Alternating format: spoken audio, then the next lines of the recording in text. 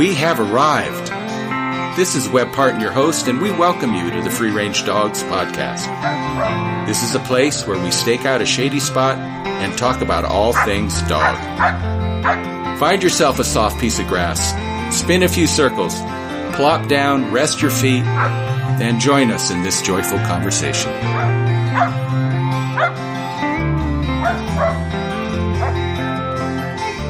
How is everybody today? This is Webb Parton with Free Range Dogs, and I am happy to be here and talking with you and talking with our guest today, who is Dave Allen. And Dave is a bird dog guy, but he's also a falconer. He does nature photography. He, like many of our free range dogs, is a bit of a free range dog himself. And so with that, Dave, introduce yourself. Hi, my name's Dave Allen. I'm a professional wildlife photographer, and I've been hunting and spending time with bird dogs for about 35 years. You may not want to admit that as you get older, you know. Well, yeah. At least I'm still going. That's a good thing. That's a good thing. I made the point that much like our dogs, our free range dogs, folks who live that lifestyle tend to be a little bit free range themselves. We're not necessarily folks that, not that we're antisocial. We get along in the dog park, but we kind of are happier outside of the dog park, over the hill where you don't see the dog park anymore. And I know that's always been a drive for me, is to get out and beyond. I'm not really interested in interpretive trails or, going to the park, interpretive center. I would prefer to be out there watching dogs run and watching nature happen. And I know you're the same sort of guy. And we've had conversations before, and one of the things that's fascinated me is the use of falcons. And I know you did that for a lot of years. You would use your bird dogs, and you would also fly birds. And what kind of falcons did you keep? I primarily used long wings or falcons. There's three kind of birds. There's short wings or accipiters, broad wings, which are red tails, that sort of bird, buteos, parasauks, and then there's the falcons. And they are the highest speed critters on the planet. And I flew an English style, which is basically you let the bird go and it goes up and takes a pitch or flies at altitude above you and waits for you to make game vulnerable for it. Mm-hmm. And the things you're hunting don't want anything to do with that bird. They know its winged death, and they certainly can see it. And that's where the dogs come in, because the dogs find the game and help to make the game vulnerable for the bird. And that's where the relationship starts between the falconry bird and the dog. I had a thing happen years ago, but I was with clients, we were Mearns hunting, and a Cooper's hawk just took up with us. And we're working some low cover, some drainage bottoms in that oak grassland where we find Mearns quail. And this Cooper's would he'd go from tree to tree, and he'd be back there 30 to 50 yards, and just waiting for us to push quail, so he could take a crack at him, or knock a bird down, he'd take it. And of course it worked real well, because birds know when there is a raptor above them. And where a game bird might be real jumpy and try and leave as you approach, boy, they won't do that if there's a hawk above them. I remember one time I was bow hunting for elk, and I was on a forest trail. A power line easement had gone through, and that trail, that roadway followed that power line easement. So it was thick trees, and then just an open stretch of ground, and then more thick trees. And so I'm kind of working this edge going up somewhere, and I sort of stumble into the front of a flock of turkeys that were feeding towards me. And I just hunkered down and sat and I was just going to let them go by me. And I remember they came in and they got right in front of me, and there's, 20, 30 birds there. And, very, a lot of movement, and they're feeding, and they're getting busy, and they're kind of communicating with each other. And then it's like someone's just flipped a switch, because those birds just flattened out and went completely silent. And literally that many birds just disappeared. They just sunk into the grass and were gone. And these are turkeys. And then I look up and I see a large soaring hawk, probably a red tail, come over the top of us, and it's going around. And those birds knew it immediately. And so it was just a real educational moment for me to see just how connected they were to the predators that were above them. And that's we've talked before, that's the experience you have and you've seen with, when you're making game for your birds.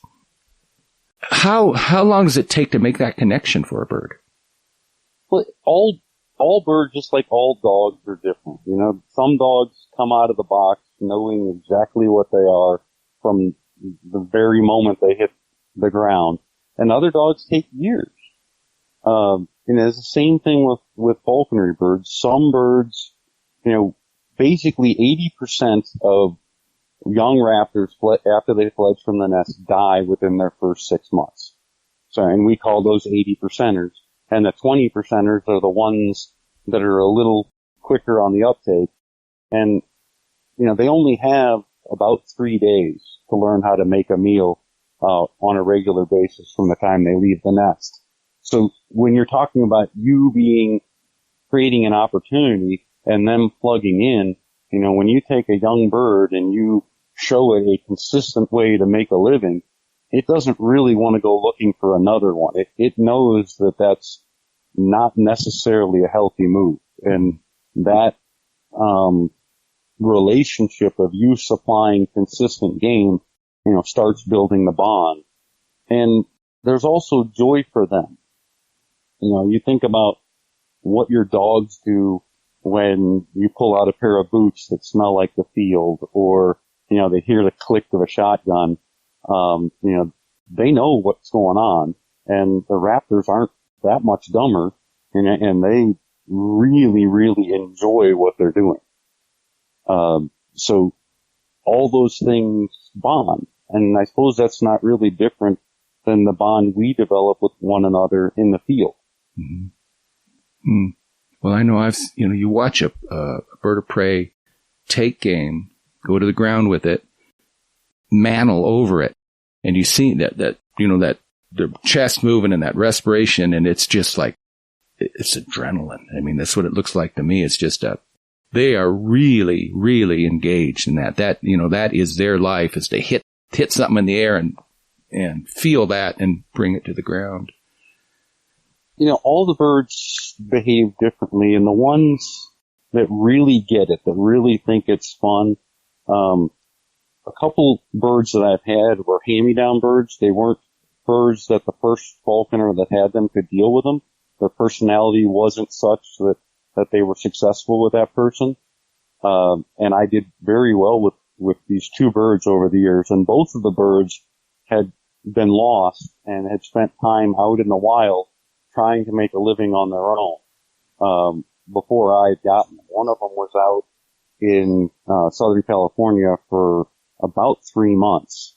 So it learned a lot in that time, but still when I was consistently showing it game, it built a bond with me. It knew my truck. It knew, the dogs. One day that bird, whose name was Geronimo, got pushed off by an eagle, and I lost him, and he was gone for several hours, and I was doing a telemetry chase. They wear a small, transmitter on their legs, which has now moved to GPS, but back in those days it was just a radio signal, and I was doing a radio signal chase, and I was stopped at an intersection at a four-way, at a traffic light, and all of a sudden I heard something hit the canopy of my truck. And I, realized that it was the bird, and I stuck my fist out the driver's side window. He hopped on my fist. I put him in, I set him on the headrest of the passenger seat, and we drove down the road. So that bird's ability to pick out that truck from the other 30 trucks in the area, always struck me as that, they know more than we think they know. Well, it's so much with all living things. I mean, everything has its own perceptions and its way of making a living and its own relationship to the natural world and the things around it. And we humans, we tend to be fairly myopic about things. We only think in terms of human, and we just are either blissfully unaware or just dismiss the fact that, we're all here on the same planet trying to make a living. That is a great story. And the thing that came to mind as you were telling it is that, one of the tricks we use with young bird dogs, and there was a methodology of you take a litter of puppies and you take them to some wild land and you let them live there, and you have some Johnny houses, which are quail holding pens, recall pens, and you just let those dogs raise themselves wild and learn how to use their nose and learn how to chase birds and, learn what a grasshopper sounds like. All that stuff that dogs don't get if you bring a puppy into your house and you keep him in a kennel for the first 10 months and then you decide you're going to teach him how to hunt birds. And what you're describing is hawks that were able to have that period of time to live in the natural world. And it sounds like they were smart enough to be able to learn quickly how to survive in it. Because I imagine it probably wouldn't go well if they weren't of a certain,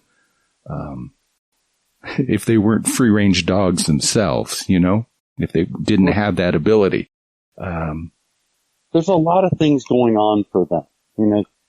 First, they have to be athletes and they have to be fit enough to compete against other wild raptors or against their prey.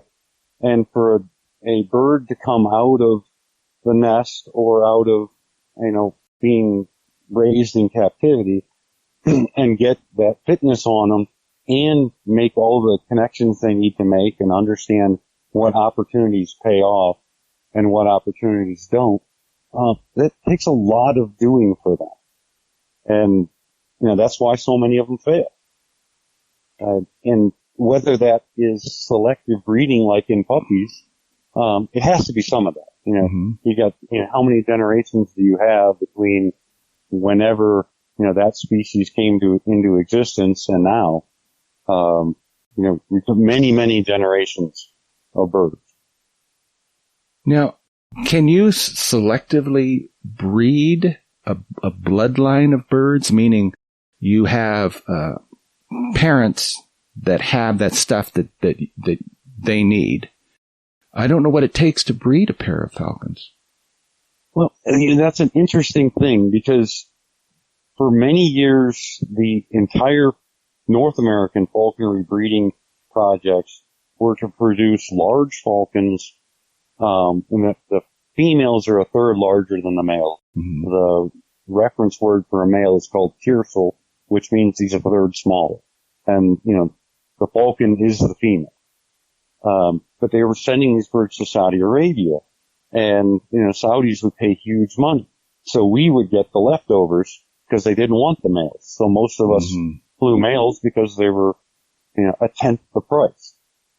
And those birds weren't selected like a bird dog.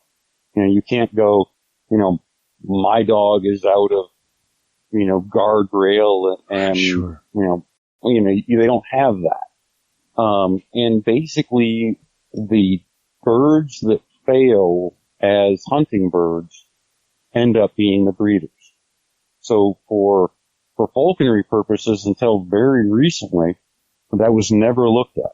It was just the bird that either couldn't sell or failed out of the program or was a particularly pretty color, because the Arabs would pay more for the really black birds or the really white birds. So they'd be chosen on a economic basis, not a performance basis, if that makes sense. In Saudi Arabia, what are they flying them on? Bustards, which are kind of like herons. Yeah, kind of like a perdiz in Uruguay, Paraguay. No, perdiz are quail. Or partridge. They're very small. The bustards they're flying on are like an American bittern-sized bird, so bigger than a green heron, but not as big as a great blue heron. Okay. Which they're now breeding in captivity because literally they have wiped them out because, well, I mean, if you look at where they're hunting, it's pure sand except for little oasis spots, and if they're hunting them hard, I mean, if you hunted every cattail patch in 20 miles and you hunted it 10 times a year and you shot every bird that came up regardless of sex, how long would it be before you never saw a pheasant again? Right. And, you know, they don't choose by sex, and actually I don't know if they breed in pairs, but, I mean, they breed in pairs, but I don't know if they're selective, or if it's like pheasants where one male will cover, you know, a dozen females. Mm-hmm. But so anyway, so their whole world, and it's a different style of falconry. They do a pursuit flight, which means they find the game is flushed, and then the bird is released to chase down the game. Okay. It's a very, very different thing than what I did. Okay. You know, when the bird is at elevation and the game goes out, the bird comes down with a tremendous speed. You know, can be north of 200 miles an hour. You know, the fastest they've ever gotten a radar gun on a peregrine was 247. Jeez. And you think the fastest duck is a canvasback, and it's capable of 65 miles an hour. Yeah. So if you sort of think of Edward Scissorhands on a motorcycle coming by and you know, punching something as it goes by, that's pretty much what it's like. Again, years ago, I was hunting Animus range along the New Mexico line, New Mexico and Arizona. And we had gone in dogs appointed. We came in and a covey of scalequoll went out. And they jumped at maybe 15, 20 yards and straight away going straight out. It was all flat with some mesquite and stuff. And literally, you know, we gunned up, mounted, shooting. And there's this roar that goes by me. You know, just this sound of wind going by me, very close. And I see this missile come right in on the back of that covey of flushing quail and just plucked one out of the air and flew away with a prairie falcon. And it was, I mean, you couldn't, if you blinked, you would have missed it. It was that fast. Just amazing birds, just amazing. To circle back, you were talking about raising dogs in the wild and letting them be dogs. Mm-hmm. Most of us don't live in a place where we could do that with falcons, but it's called hacking, and they do that. You know, people will raise birds, they'll put them out on a hack box where they establish a food source for the birds, and then they let them go, you know, they have transmitters on them, and let them go be birds. And that really isn't different than what, say, the Peregrine Fund did when they started releasing peregrines. You know, they would release birds on a hack site, and they would let the birds come back to food, and of course, you know, they're not interacting with them, you know, so they don't bond to people because they want them to bond to one another and be breeding pairs. But so that same behavior and that same growth process is done for falcons as well. Okay. Well, that makes complete sense. Now that hack box site, as you characterized it, do they put dead birds or dead rodents? What do they feed them? What do they use to bond them to that place? Well, it probably is Coturnix quail. Okay. That's the easiest thing, to breed. You know, they reach maturity so fast that it's much better. You know, the vitamins and things that are contained in a mature bird are better than what are, you know, in like a day-old chick. And, you know, I know when I've spoken with folks about falcons and that, how critical the weight of the bird is. And that then must relate to the health of the bird. You're looking at a flying weight and You monitor their food intake depending on, are they too heavy or too light? Explain that to me. Well, as you start out, there's steps to everything. And this is a little controversial, and I'm going to say some stuff that other people will disagree with. But this is from my 20 years of experience. Birds, you need to know their weight as you're getting used to the bird. But eventually, for most falcons, you can tell what the bird's attitude is before you put the bird on the scale. And it's the nuances. You can say, hey, this bird's ready to go. And, you can look at, go ahead and take a weight just to be sure that the bird's within a weight that it will come back to you. Because if they're fat enough, they have no interest in you. It's just a food bond. And if they're not hungry today, they don't have any desire to come back in. Other birds aren't that way, and they know safety is at home, and that's what they're going to do. Both of the best birds that I ever had would do things that other birds wouldn't do. They would hunt for pure joy. I've had 3 birds that hunted just to go hunt. The first time it happened, the first time I realized that the bird wasn't ready to be done for the day, we caught a duck, and he was on the edge of the pond, and this was that 2-time hand-me-down bird that no one could deal with. And he stands up as tall as he can, and he looks, and he sees there's still ducks on the water, and he hunkers down, and he waits for me to get a hold of the duck that he's got and put it in the bag, and he takes off, and he goes up again and comes down and takes another duck. Mm-hmm. And there is a limit for falconry that, you're allowed 3 ducks a day. And he would regularly take his 3 ducks a day. He understood that we could do it 2 more times, and he would do that. And it wasn't because he was doing a trick for me, a trick pony. It was because he enjoyed flying, and he was confident that I would supply another opportunity if he was willing to play again. And how many years did you have that bird? I had him 7 years. He hit a fence in his last season and hit a barbed wire fence and took his wing apart. And we took him into the vet, and we couldn't do anything. The bones were shattered, and it was going to affect his shoulder and his elbow, so they had to put him down. And typically the relationship between falconers and local rehabbers is not good. We have different views on what the birds are for. Mm-hmm. But the local rehabber was a dear friend of mine, and when we made the decision we had to put him down, both the vet and the rehabber were crying in the OR.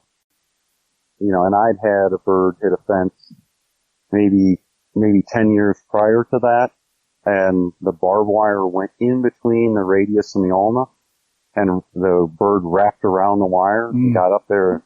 As a female peregrine, she was mad. And I got her unwrapped, and I rushed to the vet's office and walked in, and the vet said, what are we going to do? And I said, and she says, what do you need from me? And I said, I really need you to anesthetize the bird, and I need surgical super glue and a permanent marker. And she says, okay. And she goes, do you want me to do it? I'm like, no. And I had her hold down the bird, and she let me suture the bird back together. And I flew the bird 5 seasons after that, because I was able with the permanent marker to draw the grain line of the feathers. Yes. So when the sutures healed, the feathers would lay flat, because they're an aerodynamic thing. And that's kind of when I was saying that the rehabbers and falconers have a different idea. We know that, that those birds have a job, and if they aren't fit for that job, they can't survive in the wild. Mm-hmm.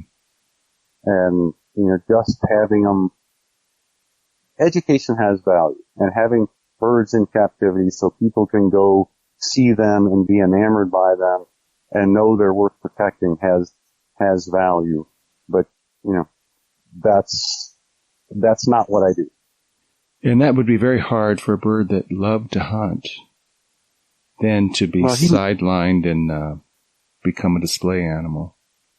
Well, he was old, because he was 5 when I got him, so, he's 12 years old. That's pretty much, they don't live that long in the wild.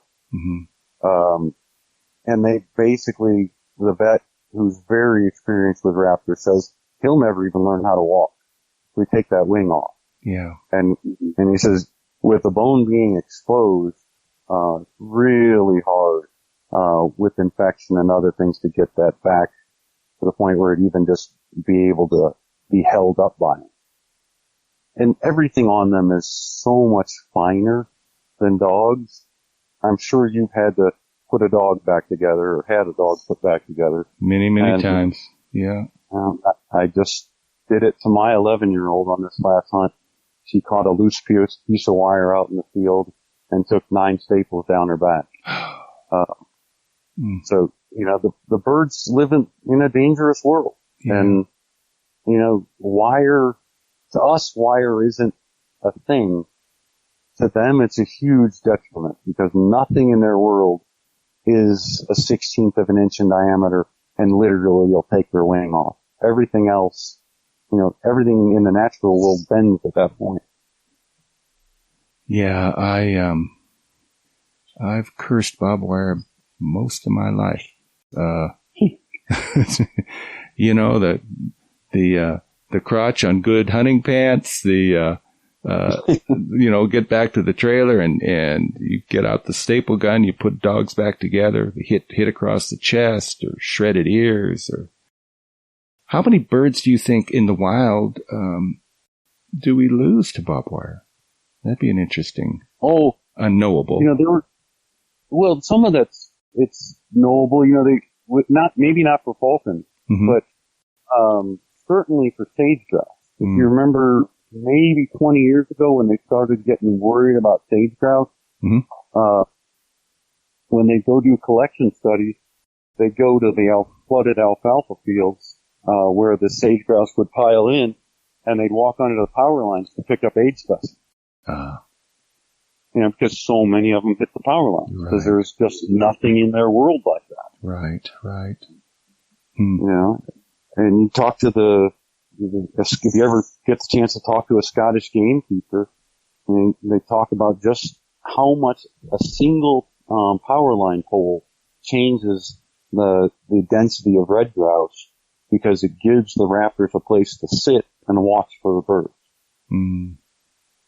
Well, everything is connected, whether we acknowledge it or not. And every little thing that we do as humans to alter or benefit the world we live in, other beings feel the effect of. Unforeseen consequences. Yes, yeah. The law of unintended consequences. The birds that you've lost, do you think they knew what was happening? Did they see you as trying to help them, or did they were just fierce creatures that just wanted to fly? Again, they're not that dissimilar to dogs. Okay. You've met the guy that has the young English pointer that he's not sure he wants to let it off the leash, and when he does, the next 3 days are spent trying to find his dog. Yeah. Some falcons are like that. They haven't made the connection that you think they've made, and they get excited about flying, and they lose sense of where things are at, and, they're off into the wild. For many years, I flew on the barrier islands in Texas, and, so you have a 15-mile strip of water between you and the mainland, and you've got 500 miles to the Yucatan, the other direction. And I remember a first flight of a young falcon and him getting really excited and drifting out over the Gulf and going, I don't think this is going well. And, you flash a live pigeon, because they really can't resist that.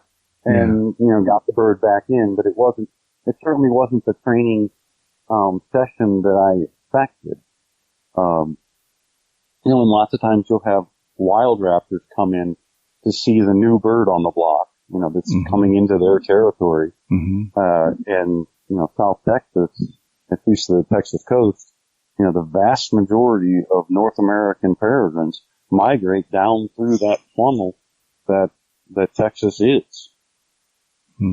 So you see a lot of birds.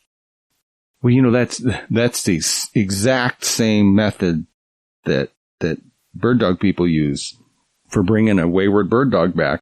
Is you hold up a live pigeon and you let it flap its wings a bit, you show them a bird and back they come.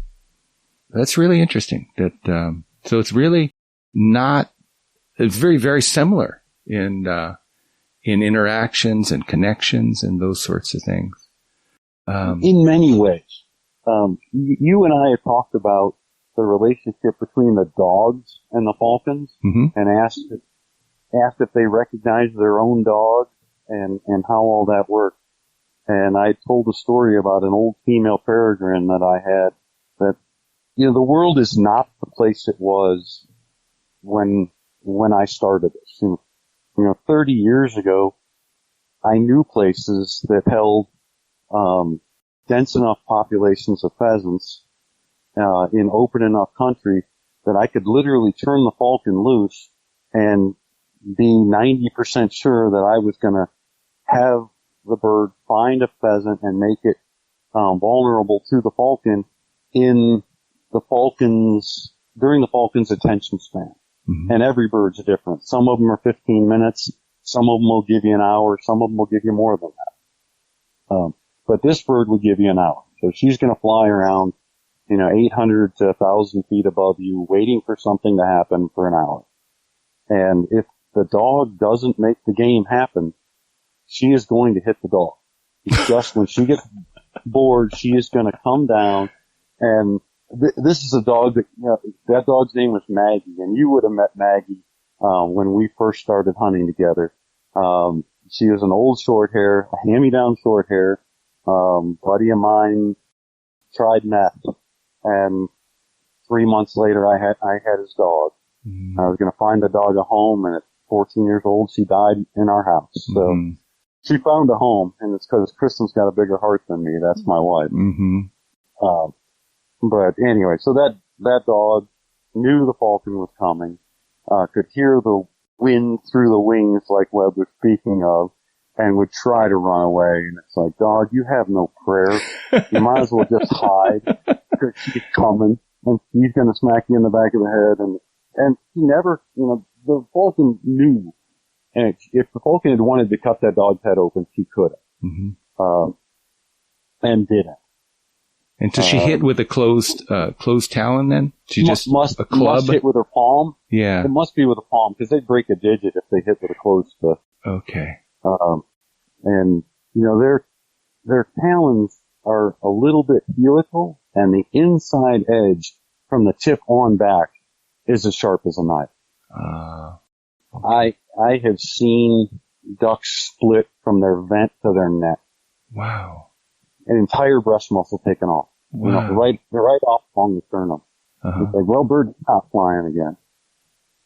And that bird was a headhunter.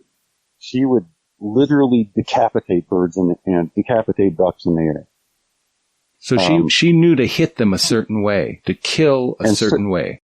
Hit them in a certain place. Yeah. And, all the birds, all the different falconry or wild bird species have different methods of killing. And some of them we might think are humane, and some of them certainly we wouldn't. Like a goshawk, if it catches something, it's going to hold it, and it's going to eat through its side until it gets to the heart. And that's just the way it is. And most falcons are going to break the neck. And if you look, there's there's the tip of the beak, and then come back in just a little, there's like a second tooth. Yes. And that tooth disconnects vertebrae very well, and that's its design. So they can sever the spinal column very quickly. But, Yeah, I had a female, Chessie, Name was Sadie, and short for sadistic maniac. Well, that makes sense. Yeah, and she was a classic American Jessie. You know, she she had an edge about her. She wasn't necessarily a nice dog to a lot of folks, but she was our dog and loved her dearly. Early on, I sent her, one of her first birds she retrieved, wild birds, was a green-winged teal. And I'd killed a green-wing and splashed in, and she went in, she got it, she's coming back with it, and it's still alive. And it perplexed her, because she didn't understand that. You know, it didn't make sense to her. It wasn't like a bumper or a dead pigeon I had thrown or a shackled pigeon or whatever. This was a different thing.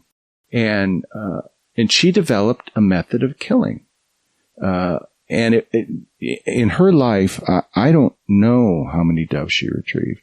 But, you know, back in those days, there were a lot of dove here, and, we hunted dove a lot, you know, and I would typically have shooters with me, you know, so, and particularly with Chessie, because they need work. It's not, they're not a 5-bird dog, you know, they're a 30-bird dog, you know, for a morning shoot.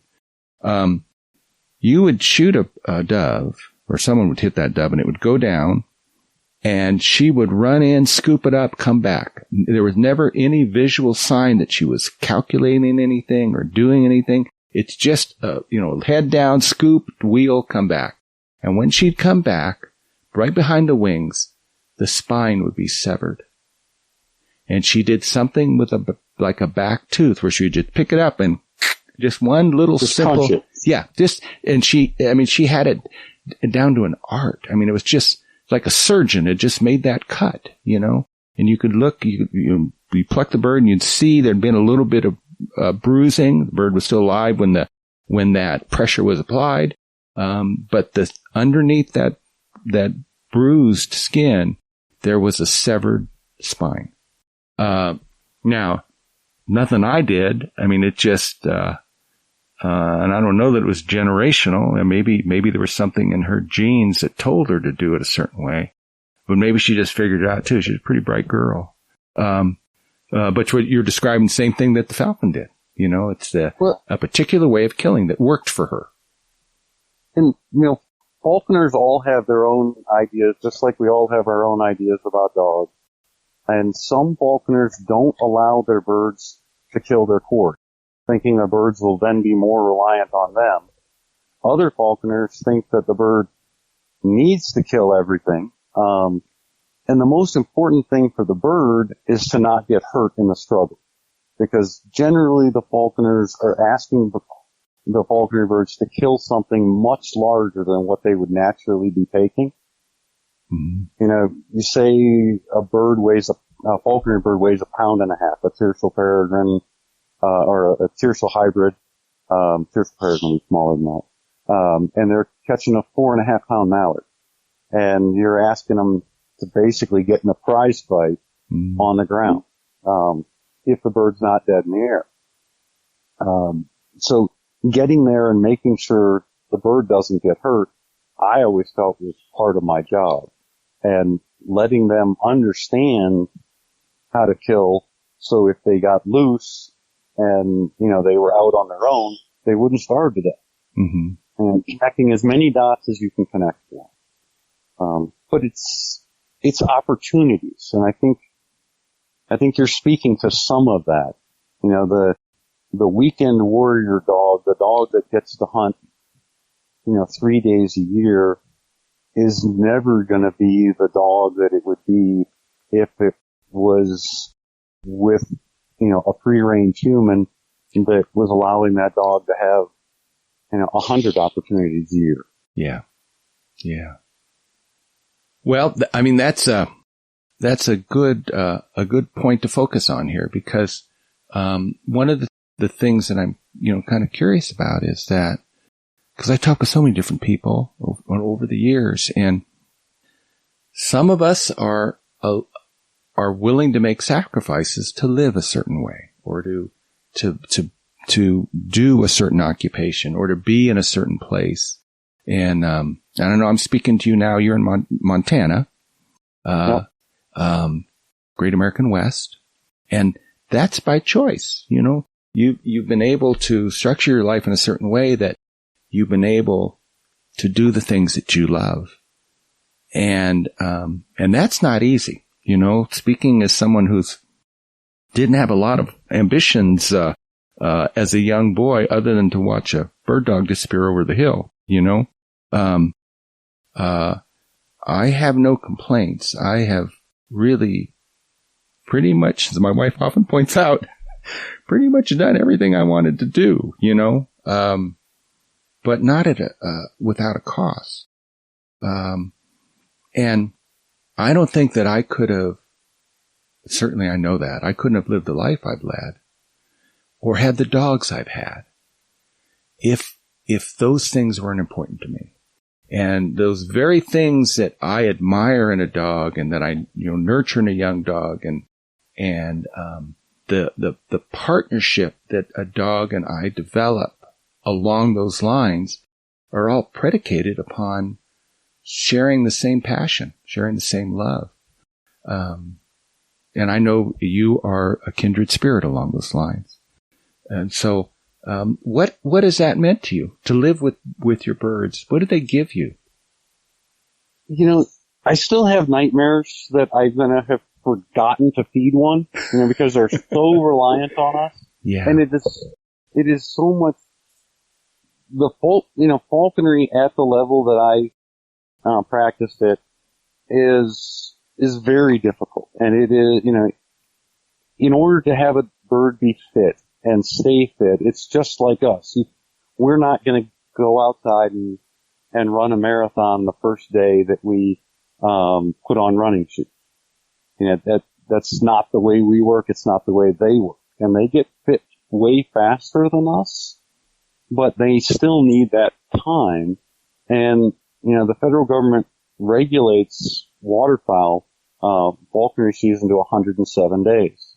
And for 20 years, I flew at least 100 of them. So, that meant that I had to be able to at least take the birds to wherever I was working and at least be able to get out on my lunch hour or before work or after work. And I spent many years in the Pacific Northwest and, it gets dark early, kind of like Montana. Mm-hmm. And it's hard to do it after work. And sun doesn't come up that early in the winter. Mm-hmm. So, you got almost are stuck to your lunch hour. And then if something goes wrong, and the bird you can't leave it out there. You're responsible. Mm-hmm. So it is definitely a series of adjustments and choices. And it's not for everybody. And the brutal reality of what life is like for the prey or for the birds in the wild, you don't experience unless you're a partner, unless you're a participant. Mm-hmm. I talk to biologists quite often in work and, their view of what's happening is based upon what the textbook says is happening, not based on their life experience, because they're not willing to unlearn what the book said. Mm-hmm. And,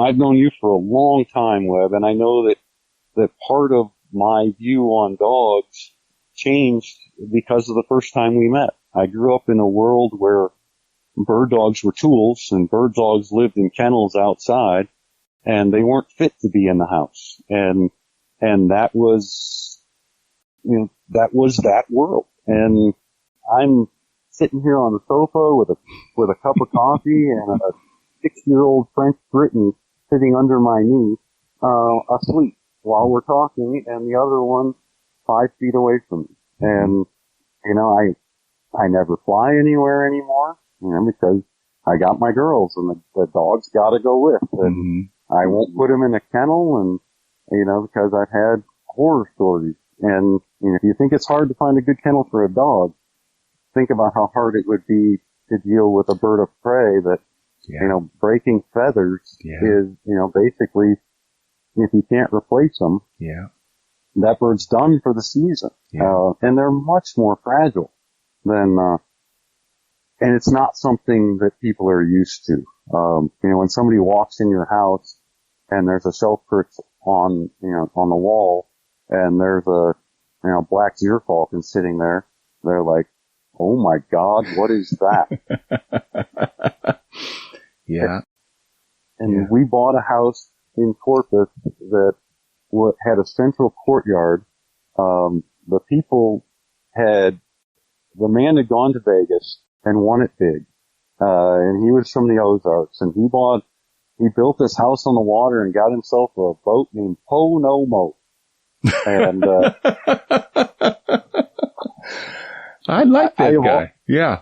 Yeah. I've always bought the house nobody wanted. It's been on the market forever and fixed it and flipped it and, stayed self-employed that way. Because professional photography is a good way to make good money at short periods of time, but it's a feast and famine thing, so you need something regular. Yeah. So remodeling has always been a thing, but I remodeled the center courtyard, so it had a cover over the roof, so nothing was going to come in for the birds, and the birds sat on, shelf perches inside the courtyard with all, the living room and kitchen having windows directly in. So if you were in the house and the lights were on, you could see the two birds sitting there. Mm-hmm. And for years I had a black deer falcon and a white deer falcon. And those birds sat there, and the crazy thing is people would come over and they'd never notice. Mm. And you'd think, how observant could you possibly be?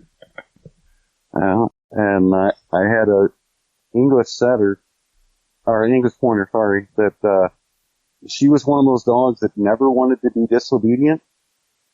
She had almost no actual personality, mm-hmm. but if you told her to sit and stay, you better remember where you told her to sit and stay. Mm.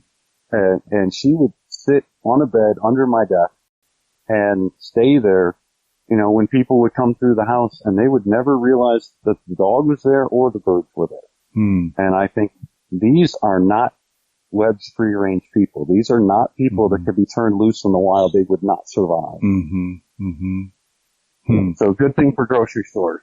Yeah. Well, it's got us this far so far. I'm not quite sure how much longer we're going to have this planet to do what we've done to it with, but it is a certain kind of choice that people make. It's a choice to live in a place and walk your dog down a path with a 6-foot lead on it, or to find open country and let go of that lead and cut them loose and let them be what they love, so you can be what you love. It's a certain way of living. I think we grew up at the best time, Webb. I looked at the thing, I was having this conversation with somebody, and I said, we were just tougher as kids. And they said, no, you really weren't. I said, look, we played with lawn darts and survived. Yeah, we used to play army with BB guns. I remember that distinctly. Yeah, I remember that. Yeah. You just think the idea that something like that was available in the store, and almost on every block, at least where I grew up, somebody had a set of lawn darts, and you could mm-hmm. go throw those things at each other if you wanted. Well, I guess there was a selection process going on, and maybe what we've done is we have so isolated the human experience down into an urban reality that we haven't had the chance to weed out that Darwinian kind of percentage that you would normally weed out with lawn darts. Kid learns to duck and run or roll and shift when that dart's coming your way. And if you don't have that a chance to develop those skills, it could affect you later in life, I guess. That's probably one way to think of it. Well, that's one of my concerns, is that will the next generation appreciate what you and I love? Will they hold wild places dear? Will they care if there's steelhead in the rivers and elk on the hills and sharp tails in the grass and merns in the trees? Will they care? And if they don't, who's going to protect it? Dave, I don't know that they'll even know. That's the hard thing. I grieve along those same lines. And, I remember someone talking to me, we have used to be about a 12-mile, 14-mile ride in before you'd hit civilization from our house. That's about 9 miles now. But I remember someone talking to me about the trees, the mesquite trees, and how they're dying, they're being destroyed and all that. And I don't say anything anymore. I just don't. And maybe I've lived too long, or I've seen too much, but I'm a person with few illusions. But the thing that went through my mind is the fact that those mesquite trees weren't supposed to be there. They were a sign of destroyed grassland, There used to be pronghorn antelope living there, and that I'm going to steal a title from a wonderful book. I want to say Stoddard, but it's two professors from UC Berkeley wrote a book called Legacy of Change, describing the impact of livestock production in the Southwest, and actually going back and researching these different areas. There's a place, I can see it from here, it's about 40 miles away, out across the valley, called Haystack Canyon, that it got that name because that's where they used to mow the grass and stack it in haystack mounds, and then put it on buckboards or put it on the sides of horses and ride it in and sell it to the army post for feed. Now it's just desiccated rangeland with snakeweed and mesquite trees. So when someone laments to me about the poor condition of the mesquite trees, I don't know what to say. I just don't know what to say.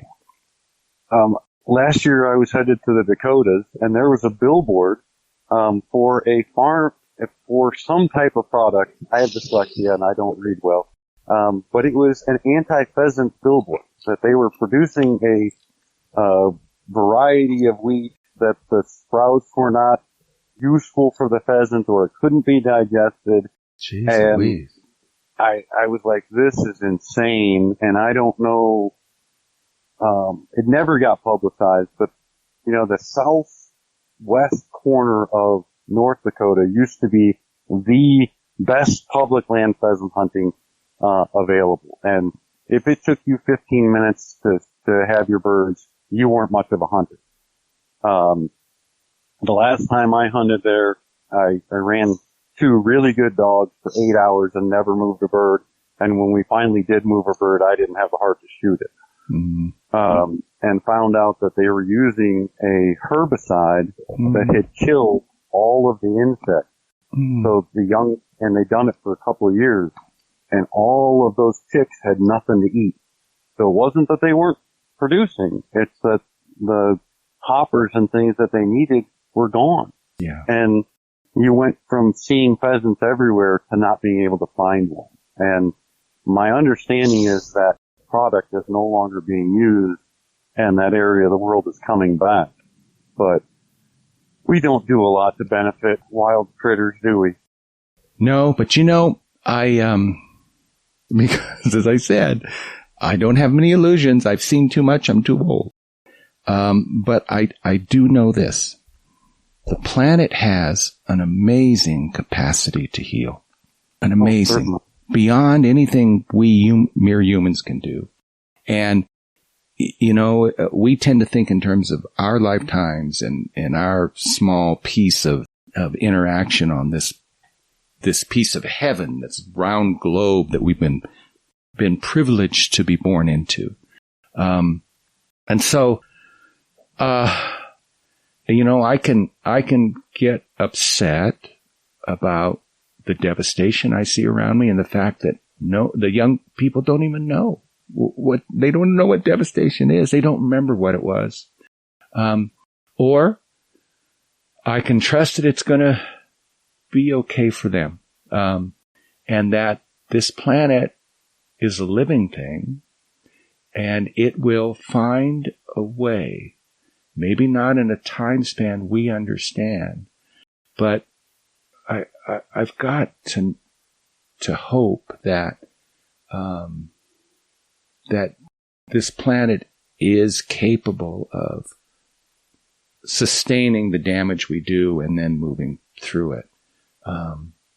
And, you know, I know that for me, I mean, people have, you know, different takes on religion and spirituality, however you want to characterize that. And I'm not the guy, but I do know that when it's my time to pass, I'm not leaving this place. I mean, this is, I fall more in line with the Buddhists, that wheel of life where you just keep coming back, you know, because I would find it a gift to be a grasshopper on the side of a river somewhere, you know? I mean, to be able to engage in life and that passion and that, you know, that free grasshopper lifestyle. I mean, you know, I can't see it being another way for me.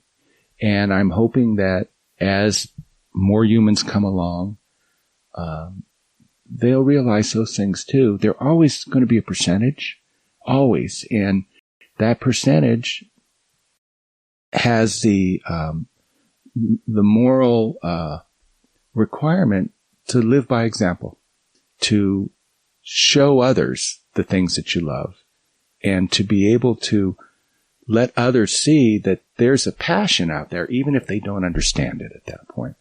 Because, you know, it's been my experience that typically when people know better, they do better.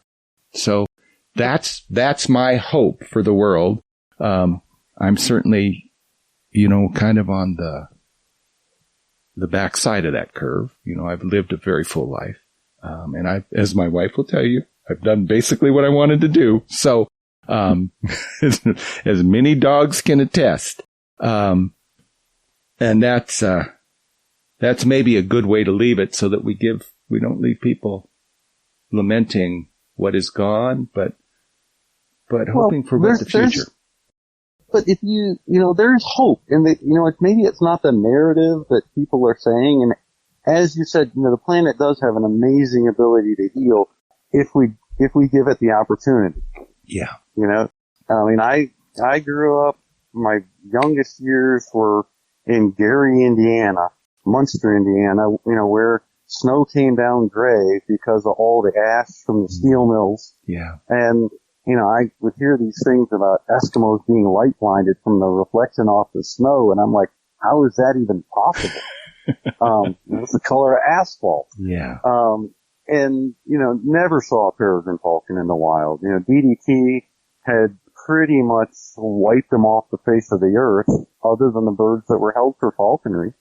And falconers voluntarily formed co-ops and learned how to breed the birds to reintroduce them to the wild. Mm-hmm. So that falconry, the birds held for falconry were the safety net. And that's one of the reasons that it's allowed today. Mm-hmm. And, you know, we've made huge mistakes as a people, but if you look back and look at what the Industrial Revolution was like for air quality, we have moved ahead. We are not where we were 100 years ago. We're not where we were 50 years ago. And we continue to be more conscious about that. And I have hope that people will appreciate the things that we love, and that 100 years from now, there'll still be some guy walking on the prairie with his, you know, French Brittany and his, you know, 120-year-old hammer gun, enjoying what I did yesterday. Mm-hmm. Yeah. So is that a better way to leave it, Webb? I think so. Yeah. Well, Dave, we're at our time. And I want to thank you for a wonderful conversation. You know, you are very dear to me. I really enjoy spending time with you and talking with you. And, we love the same things. Thank you, my friend. I look forward to the next time that we get to go wear some boot leather out. Okay. All righty. Well, thank you for spending the time with us today. And then let's thank our listeners out there. Time to say goodbye. And if you are of a mind, please do hit that subscribe button. It does help us. I'm easy to get a hold of. You can go through the website, freerangedogs.com. Something you want to hear about, something you want to say, just let me know. I am doing some trainings now. If you need some work done, let me know. With that, I'm going to get on with the rest of the day.